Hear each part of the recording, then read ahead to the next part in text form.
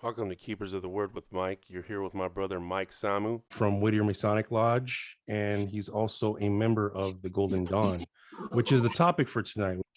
So, Mike, let's talk about how we met real quick. We were doing an episode, and you had jumped on. We were talking about, Baphomet and symbols and all that stuff. And tell me about your experience. What happened at that lodge that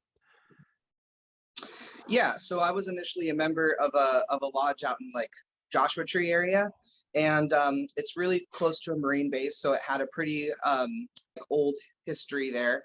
Lots of older members that were there, and at first everything seemed very, very esoteric at this lodge, but as time went on, there happened to be obviously some differences and some nuances in between the members. And so even though some of the older members who were officers were interested in esoteric, there definitely was something that they started being like, hey, like there is a limit as far as like what we consider like what we're comfortable with. And for me, I'm a metalhead, and so I was gifted a Baphomet decal for my vehicle, and it caused a whole bunch of rigmarole between some of the members there, and so they were pretty uncomfortable with it, and to the point where they actually said that I was potentially going to have to re-obligate myself because they wanted to prove that I was not an atheist, that I wasn't like a Satanist, thereby being like an atheist. And but luckily, it all got straightened out, and everything worked out. And as time went on, it became a little bit more apparent that maybe I was interested in different things than what those brothers were interested. Some of them were more interested in the fellowship aspect of Masonry, and I was a little bit more interested in some of the stuff that I was introduced to through like Manly P. Hall and stuff like that. So fast forward, I ended up moving out to Orange County. Now I'm with a group of brothers who are absolutely amazing, and we click. Again, not every topic is always going to be eye to eye, but we can at least have great discussions, which I really appreciate. And I think that's the point, right? You want to have these great discussions. You want to have, well, not necessarily discourse, but you want to be able to talk about these things and see different points of views and then make your educated decision at the end, right? So I'm really happy that you found your people, because Yes. that's all we can hope for, and I was in the same situation where I was at a lodge, same thing happened. We ended up splitting, we go to another one, same thing happened, and now I'm at a lodge where I found my people and I'm happy. So it's it's crazy, but it worked out, right? Yeah. Mm-hmm. So the Golden Dawn, how did you hear about them? Well, actually, I started kind of being self-taught or self-initiated into the Golden Dawn process. During COVID, I was really, really hungry for something that was as close to Masonry as I could touch, because at the time, obviously, Masonic lodges were shut down for the Right. most part. And so I needed something in order to give me that sense of purpose and that sense of that feeling, that spiritual feeling that sometimes you get when you're in lodge and you're in the partaking in a ritual or a degree, and it all the you start like seeing some aspects of the divine within the ritual work and stuff. So I wanted to touch that because I was starting to go absolutely crazy during the lockdowns. So I ended up picking up a copy of Modern Magic by an author named Donald Michael Craig, and it really got my feet wet in the Golden Dawn system. I really, really enjoyed it. There was a lot of aspects to it that reminded me of Masonry, except for you can do these things by yourself. You don't need, three or more, five or more, seven or more people. Right. And so started kind of doing some of those workings. And then once lodges started opening back up again, I ran into a gentleman who is also a member of the Scottish Rite and was pretty active in Masonry. And he said, hey, man, if you're really enjoying these practices that are in this book, you would probably get a lot out of an actual temple.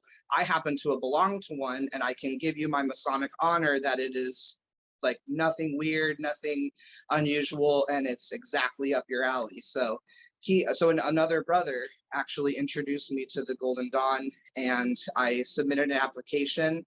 They did a couple of interviews with me to make sure that mentally and spiritually, You're I a was good fit.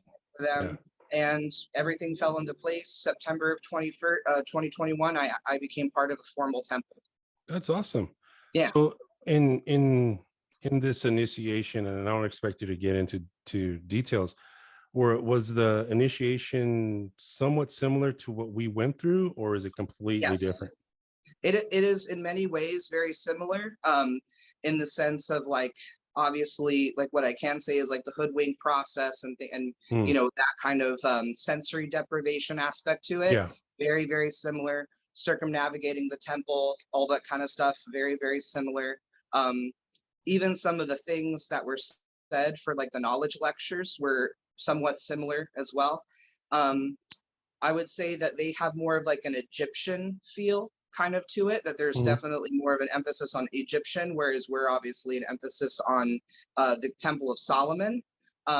But later on, the Temple of Solomon comes back around into the Golden Mm. Dawn too. So it was very, very cool, very, very similar, but it did give me that sense of mysticism that I feel like was kind of missing from Masonry. Ah, I see. I think the biggest thing is funny enough, the incense, the fact that it's so thick in there, it feels like you're being initiated into an old ancient rite because of how thick the air is. You feel like that you're navigating through like this like spiritual fluid almost. Like it's a very different dynamic. I would say almost more watery, more feminine than Masonry is like solar and masculine. Masculine, correct. Mhm. Uh, I noticed when I joined my lodge in Panamericana, we do all of our rituals. Well, we do them in Spanish, but we also use copal, which is an incense brought throughout the whole temple. It's cleaning, it's creating this somber feeling. Mhm. And then we meet the candidate, and he is drenched in it. So that way, when you enter, you have all that negativity washed away, and you're going in somber and ready to learn, ready to feel um, an experience. And I think the word experience is really the root of it all, because it is an experience regardless of what path you choose.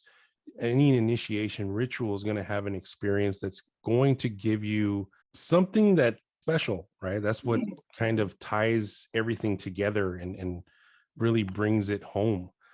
um, when you were initiated, were you given specific tasks, or were you given like books you needed to read, or homework? Did you have to do Yes. homework? Yeah. And that's one of the things I definitely enjoyed about the Golden Dawn is that as soon as you were done, they send you a grade book, and it is usually about 200 pages or so worth of Wow. material, and it's all and it's all stuff that you have to not only read, but then they give my favorite part of it is they give you actual practical workings that you can do that help you, these meditations that are almost like a Western version of yoga. And like you Mm. kind of get to actually do these practical workings. And as you go through the different grades, now I've gone through a couple different grades now. Uh, you can feel the alchemical process. You actually feel certain things in your life changing. There's actual, what's the word I'm looking for? Side effects that you can feel in your day in, day out. Some of them are really good. Some of them can technically be perceived as negative. But at the end of the day, you're putting yourself through this alchemical process and you can feel it. It is a totally palpable thing, which is something that I enjoyed Masonry because there is a lot of like really great knowledge in there. But the practical stuff is something that not all lodges have. That practical aspect of it is not always present. It's something that you're kind of just supposed to like take the knowledge and then hopefully inculcate it in your life. But there's really not a lot of extra teaching as far as like more elaborative stuff. And for me, I come from a background of a lot of when I was a kid, I did a lot of martial arts, and so I kind of needed like that master student The discipline, feel. yes. Yeah. Yes.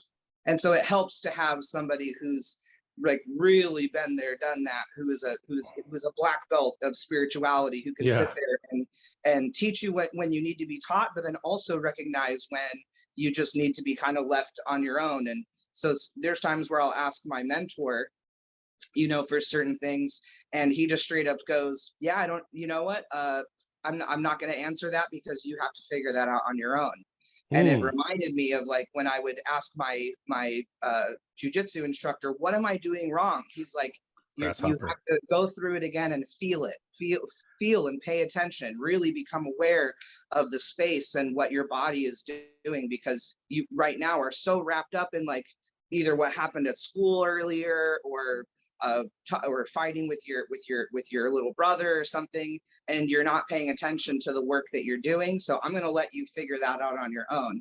And then inevitably it would come and that realization would happen. I would go, okay. Well, I've had somewhat of a similar experience when I was initiated at my mother lodge, and once we were all done with everything, I was kind of like, that's it, and that's all we're doing, and right, you're not going to explain what just happened, like all symbolism, all of it, nothing. And no, it wasn't explained. And then when I got to this lodge, and I've already been a Mason for a while now, and we've been doing keepers for a couple years now, and I've educated myself, right? So I walk in and greet the brothers, and they're like, all right, cool, we're going to do Masonic education today. I'm like, oh, cool. They straight broke down the whole chamber of reflection bit by bit. I mean, a badass, just sit down, you're going to take this all in. right. And then they handed me this binder that had everything in it. And I'm like, wow, this is what I was missing. This is what I wanted. And I got it finally, So it really does help to have mentors who have been there and done that, to understand the work and understand the process and know what you're going to go through. Alchemical or mental alchemy, alchemical change the transmutation within yourself to become better, stronger, faster, smarter, whatever it may be, right, is good.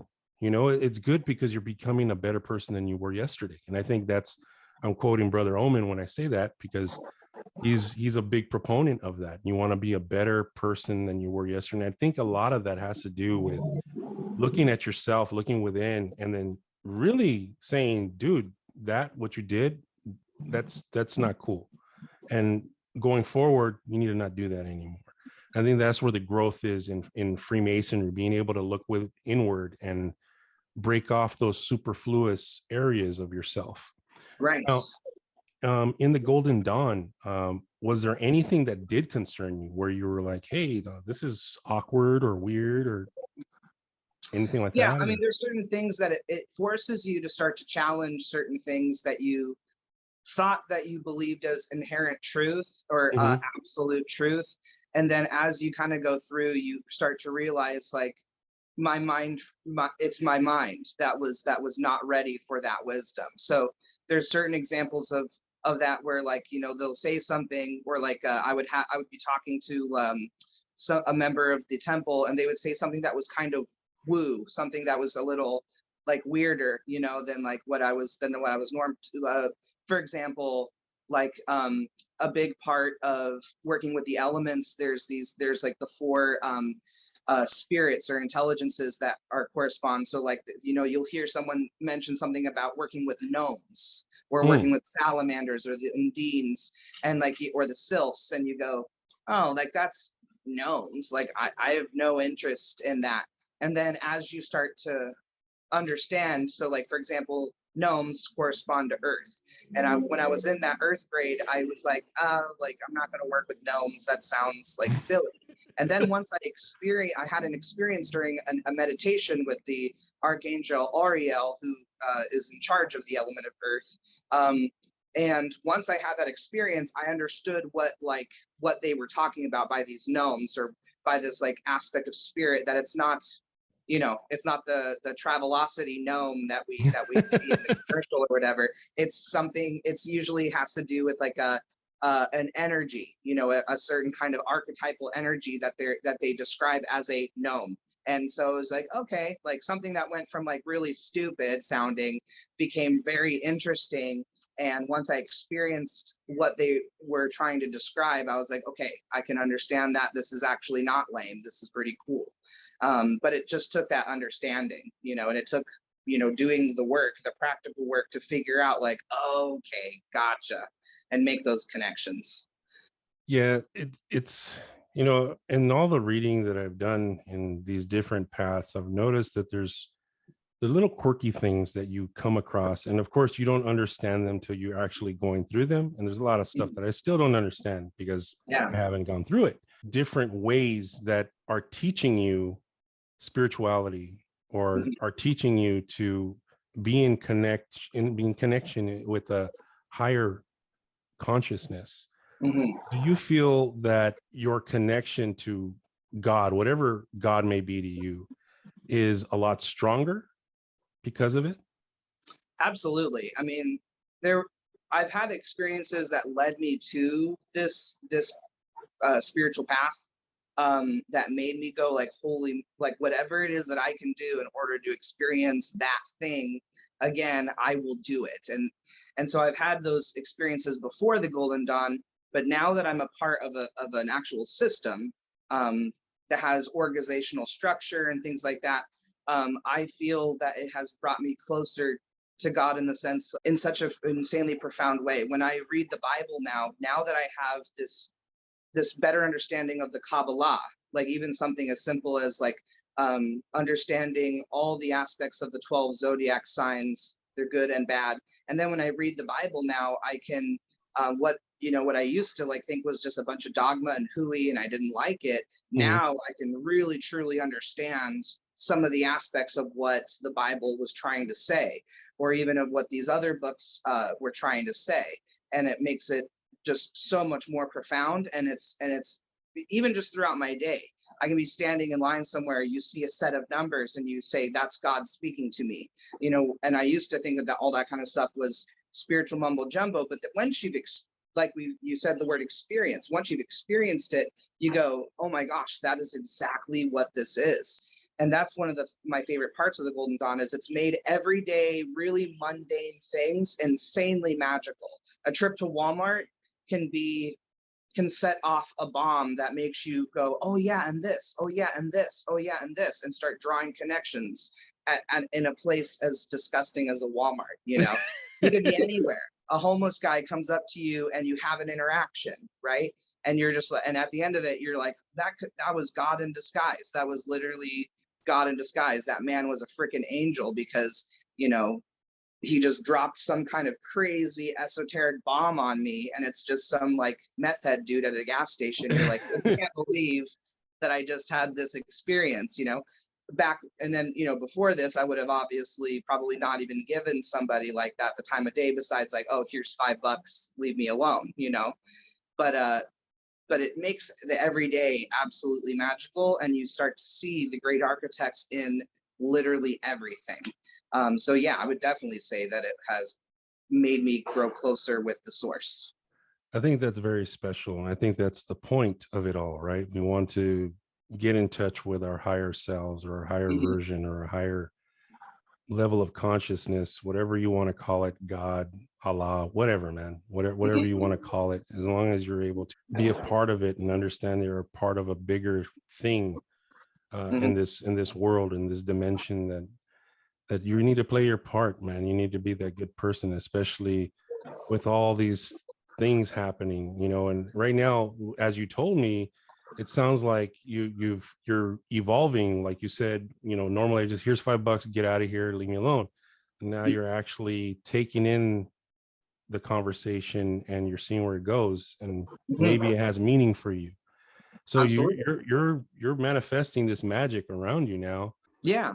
I think that the like pretty much all spirituality is leading to try to allow the person to become as happy, as healthy and fulfilled, as humanly possible, because that's truly, how we kind of help to put ourselves on the path of eradication of suffering.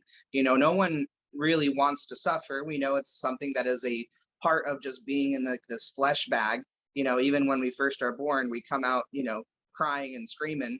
But as we get older and we mature, we're actually through spirituality, almost reverting ourselves back to a sense of childlikeness. You know, one of the things that Jesus said that always touched me was, unless you make yourselves like this child, like make yourselves like a child, you will not enter the kingdom of heaven.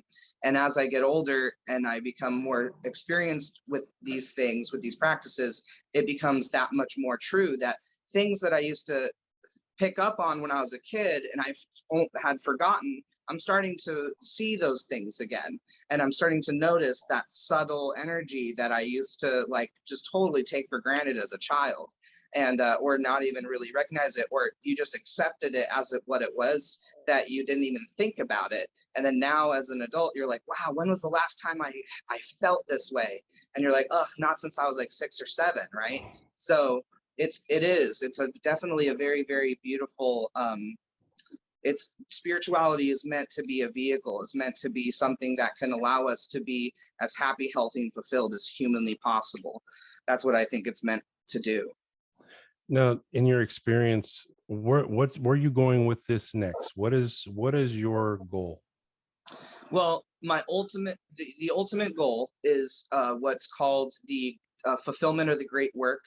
So what happens is, as you develop and you purify yourself, the idea is that you eventually will achieve this thing called knowledge and conversation with your holy guardian angel, which is that you eventually establish a connection between you and the kernel of God that exists within you, so that the ego has become completely submitted to this higher self.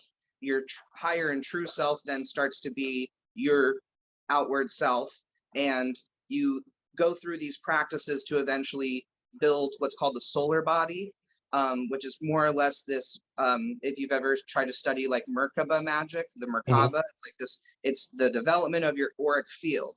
So everybody thinks that their body is just this flesh bag, but your body actually is much, much larger and much more profound.